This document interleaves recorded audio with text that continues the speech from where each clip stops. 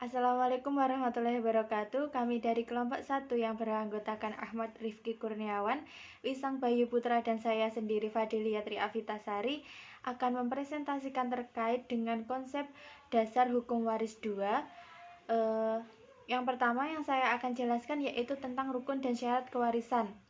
Sebelum masuk rukun dan syarat kewarisan, kita harus tahu apa sih yang disebut dengan waris. Jadi, waris menurut hukum Islam adalah hukum yang mengatur tentang peralihan harta kekayaan yang ditinggalkan seseorang yang telah meninggal, serta akibatnya bagi para ahli warisnya.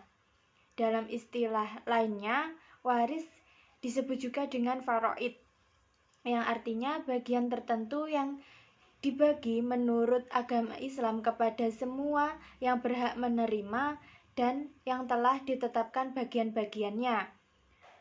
Kemudian dalam fikih waris, ahli waris semacam ini disebut juga zawail al-arham.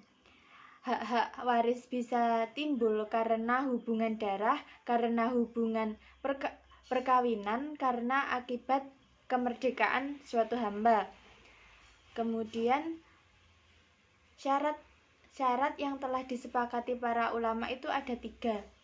Yang pertama yaitu pewaris baik secara hakiki atau hukmi, misalnya dianggap telah meninggal, maupun secara takdiri.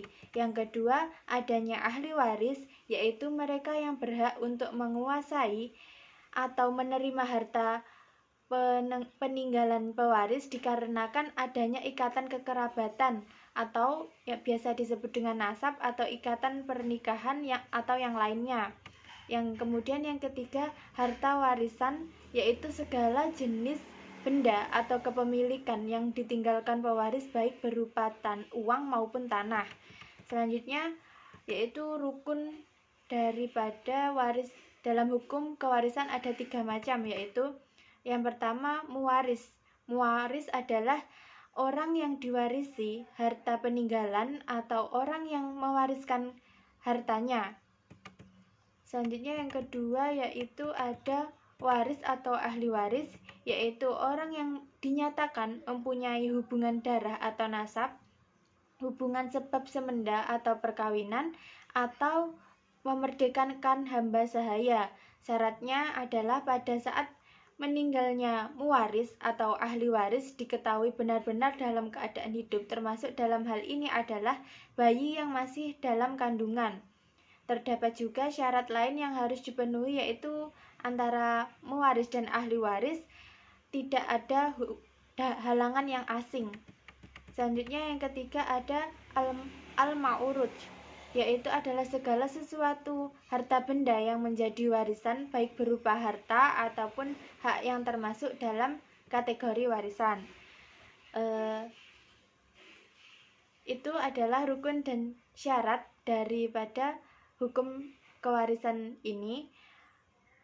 Selanjutnya, materi selanjutnya akan disampaikan oleh teman saya.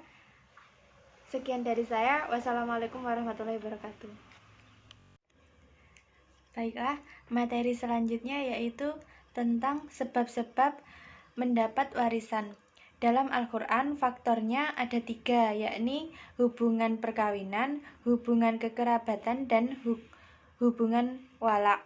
Yang pertama yaitu hubungan perkawinan. Hubungan perkawinan ini adalah suami istri saling mewarisi karena mereka telah melakukan akad perkawinan secara sah. Dengan demikian, suami dapat menjadi ahli waris dari istrinya. Demikian pula sebaliknya, istri dapat menjadi ahli waris dari suaminya. Selanjutnya yaitu hubungan kekerabatan.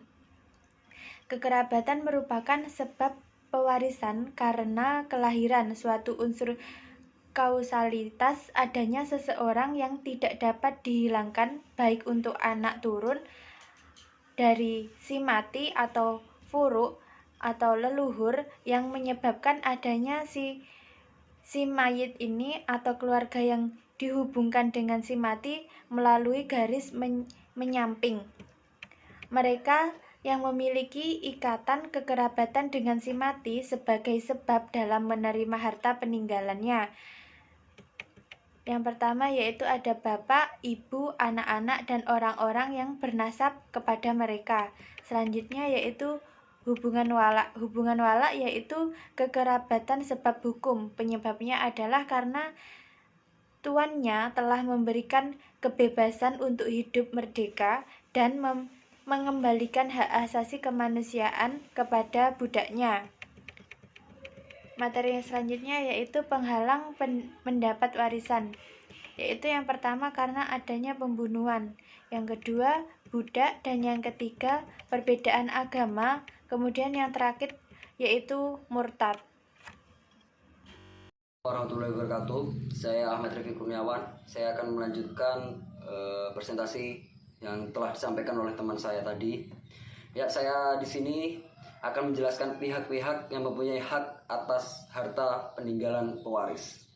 Dalam hukum pewarisan Islam, pengertian ahli waris ialah sekumpulan orang-orang atau individu atau himpunan, kerabat atau keluarga yang berhak menerima harta peninggalan yang ditinggalkan mati oleh seseorang. Misalnya, yang pertama, anak-anak beserta keturunan baik laki-laki maupun perempuan.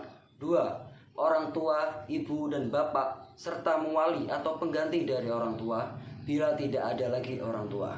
Tiga, saudara-saudara baik laki-laki maupun perempuan beserta keturunan dan suami atau istri. Empat, kalau tidak ada poin 1 sampai 3, maka harta peninggalan diserahkan kepada Baitul Mal. Pihak yang berhak dalam pembagian harta warisan atau harta peninggalan adalah ahli waris. Ahli waris merupakan orang-orang yang berhak menerima harta warisan.